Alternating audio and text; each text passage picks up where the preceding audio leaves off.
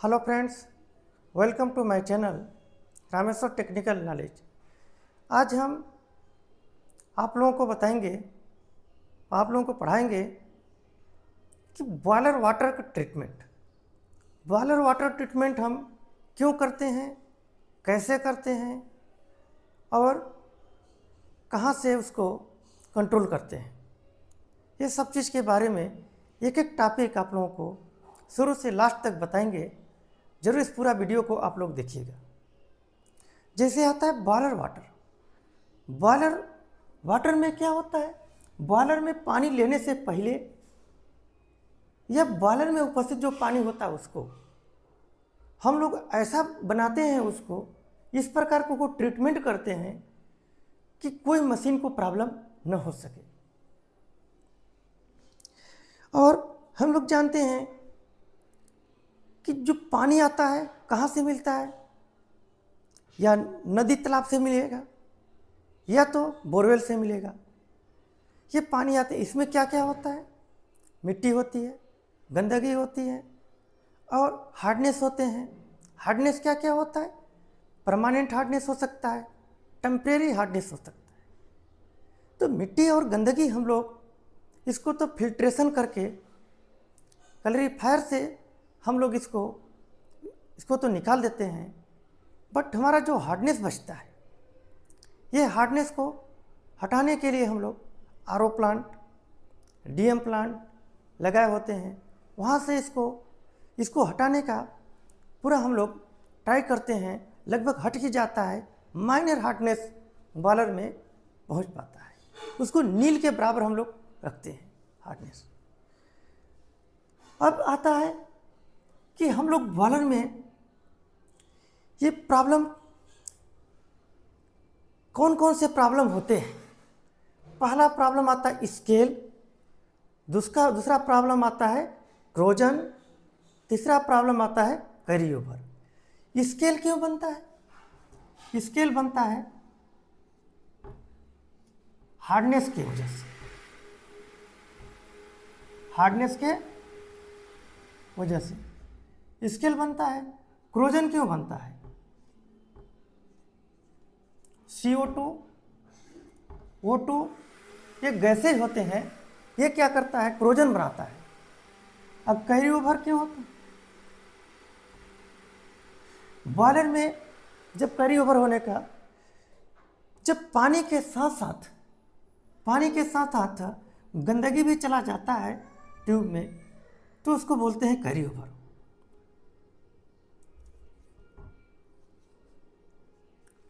Water plus impurities,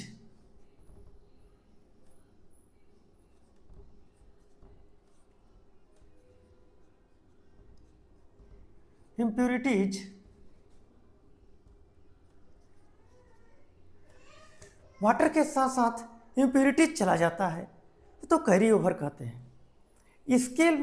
scale hardness की वजह से कैसे बनता है, अब इसको हम लोग समझेंगे कैसे बनता है, क्यों बनता है, तभी इसको हटाने के लिए हम लोग सोच सकते हैं। स्केल जैसे ये बॉयलर का कोई ट्यूब है,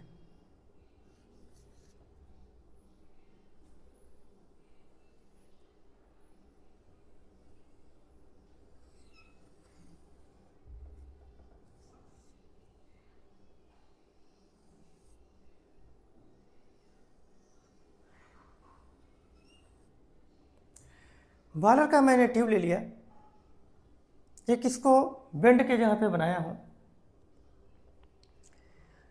ये सुपर हीटर ट्यूब समझ लीजिए। कौन सा ट्यूब है? Super heater tube.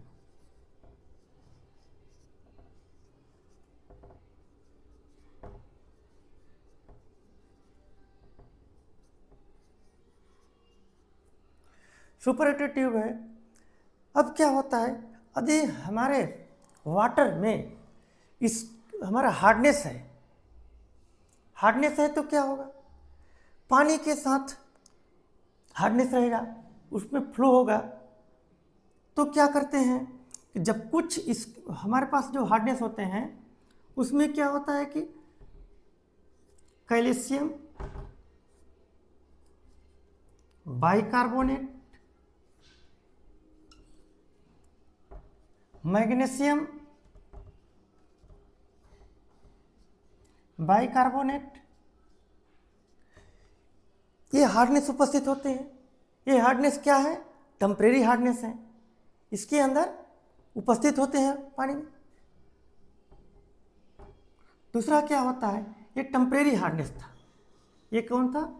Temporary hardness. अब आता है परमानेंट हार्डनेस। परमानेंट हार्डनेस में क्या होता है? Calcium sulphate,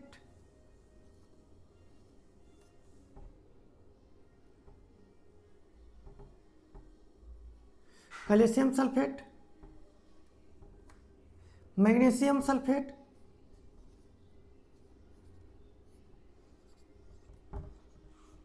calcium sulphate, magnesium sulphate भी होता है। कैल्शियम सल्फेट, मैग्नीशियम सल्फेट, ये परमानेंट हार्डनेस हो गए। ये परमानेंट जो हार्डनेस होता है, अब ये क्या करता है? टेम्परेरी हार्डनेस क्या होता है? बॉयलर के अंदर हीट बहुत ज़्यादा होता है, क्योंकि वहाँ पर फ्यूल का कंबसन होता है। बॉयलर के अंदर जब ज़्यादा हीट होता है तो पानी जो गर्म होती है, तो जब बॉयलर के यहाँ पे ट्यूब के पास जब हीट पहुँचता है तो ट्यूब के दीवार में जब इसके बाद बाहर बहुत ज़्यादा हीट होता है, तो यहाँ पर ये मेटल पार्ट होता है। ये ट्यूब का दीवार मेटल होता है। मेटल क्या करता है? वो हीट को ट्रांसफ़र करता है कंडक्शन के थ्रू। कंडक्शन के थ्रू हीट ट्रांसफ़र करता है कैसे?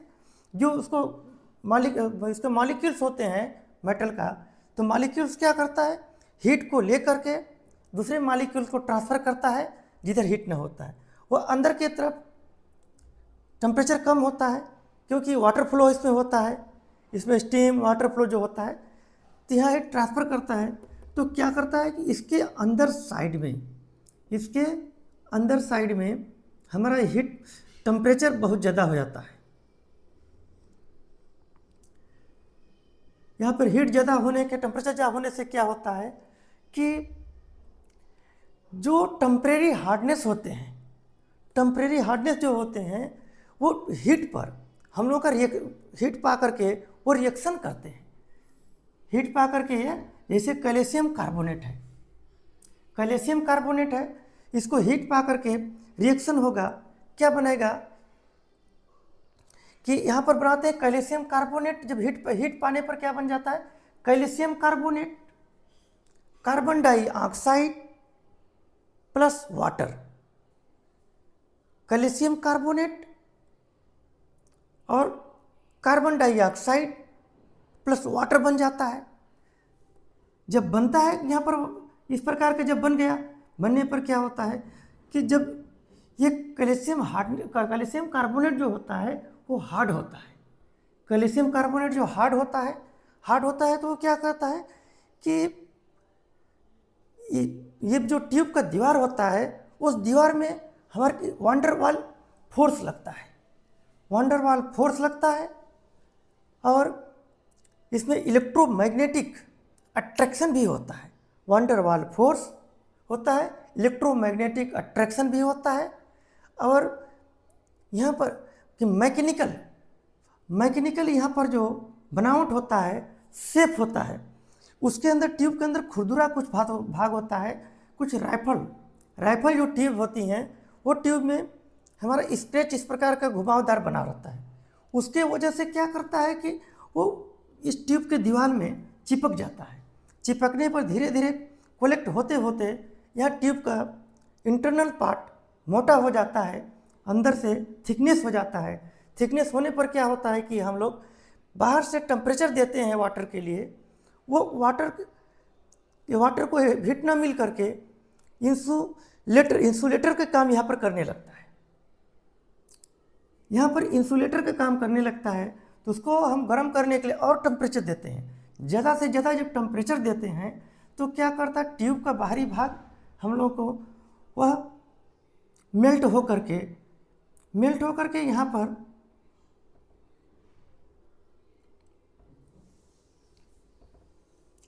मेल्ट होकर के इस प्रकार का शेप बन करके यहाँ पर लीकेज मार देता है।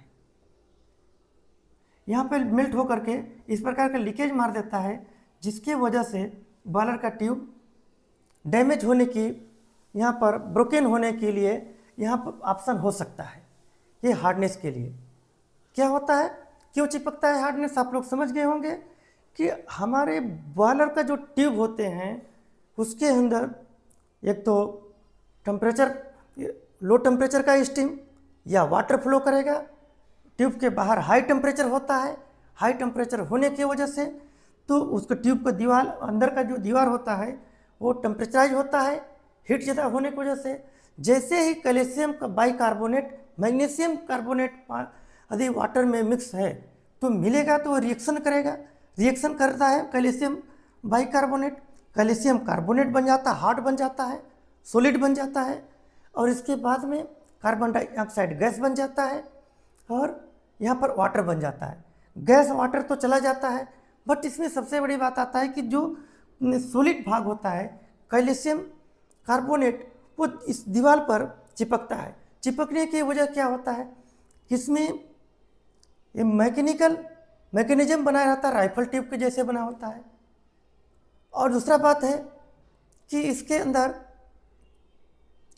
ये वंडरवाल फोर्स भी लगता है, हीट वजह से वंडरवाल फोर्स भी लगता है, और तीसरा होता है कि इलेक्ट्रोमैग्नेटिक अट्रैक्शन भी लगता है। ये तीनों वजह की वजह से जो सॉलिड भाग होता है वो सॉलिड भाग ट्यूब के दीवार में चिपक जाता है। चिपक करके धीरे धीरे कलेक्ट करके यहाँ पर ट्यूब को, इंटरनल भाग को, उसको डाया को, आईडी को कम कर देता है। यहाँ पे इसका जो अंदर का भाग होता है वो कम हो जाता है, जिसकी वजह से पानी अंदर जाता है और हीट बाहर से हम लोग देते हैं। हीट ये जो हार्डनेस चिपका होता है, स्केल जो बन जाता है इसके अंदर, ये स्केल बनता है। बनने की वजह से क्या करता है कि हम लोग बाहर से हीट देते हैं, ये हीट वाटर तक नहीं पहुंच पाता है, जिसके वजह से ट्यूब के बाहरी आउटर सरफेस धीरे मेल्ट हो करके इस प्रकार का यहाँ पर ब्रेक हो जाता है। ब्रेक हो जाता है, ब्रेक होने से क्या होता है कि यह हमारा ट्यूब को बहुत प्रॉब्लम आ जाता है, बॉयलर नहीं चल पाता है। इसी वजह से हम लोग क्या करते हैं कि स्केल बनने से रोकते हैं। जो यहाँ पर हार्डनेस कलेक्ट हो जाता है ज़्यादा से ज़्यादा, इस कलेक्ट को हम लोग क्या बोलते हैं, स्केल बोलते हैं। ये स्केल हमको न बनने पाए, इस वजह से हम लोग क्या करते हैं, हार्डनेस को अधिक से चाहते हैं कि नील हो जाए, नील करके यहाँ पर पानी को बॉयलर में भेजते हैं। यहाँ तक आप लोगों को ये समझ आया होगा। और क्या करिएगा, इस प्रकार के नए जो टॉपिक बचे हैं क्रोजन, कैरिओवर, इस टॉपिक को नेक्स्ट वीडियो में बताएंगे। जो लोग नए होंगे वो क्या करिए कि चैनल को सब्सक्राइब करके बेल आइकन बटन को जरूर दबा दीजिए, ताकि हम जैसे लेटेस्ट वीडियो डालें आप लोग तक सबसे पहले पहुँचे। थैंक्स यू, धन्यवाद।